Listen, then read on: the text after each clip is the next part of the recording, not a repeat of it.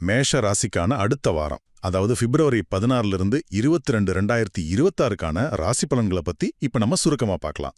இந்த வாரம் உங்களுக்கு சவால்களும் இருக்கு, ஆனா அதே சமயம் பிரகாசிக்கிறதுக்கான வாய்ப்புகளும் இருக்கு. சரி, இதை எப்படி திறமையா கையாளலான்னு பார்க்கலாமா? முதல்ல சூரியன், சுக்கிரன், சனி இந்த 3 கிரகங்களும் உங்க ராசிக்கு 12வது வீட்ல ஒன்னா சேருது. இது மறைமுகமான செலவுகளையும் தடைகளையும் குறிக்கிற இடம். இதனால உங்க எனர்ஜி லெவல் கொஞ்சம் குறையலாம். சோ உடல் நலம், பணம், சட்ட விஷயங்கள்ல கொஞ்சம் ஜாக்கிரதையா இருங்க. ரெண்டாவதா ஒரு நல்ல செய்தியும் இருக்கு.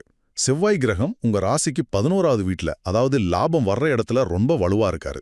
இதனால உங்க தைரியமும் தன்னம்பிக்கையும் கண்டிப்பா அதிகமாகும். திடீர்னு நல்ல செய்திகளோ இல்ல வெற்றிகளோ வர வாய்ப்பு இருக்கு. கடைசியா இந்த ஏற்ற இறக்கங்களை சமாளிக்க ஆன்மீகத்துல கவனம் செலுத்துறது உங்களுக்கு ரொம்பவே கை கொடுக்கும். இந்த சமயத்துல தொடங்குற ரமலான் மாசம் உங்களுக்கு மன அமைதியும் ஆசீர்வாதத்தையும் கொண்டு வரும்.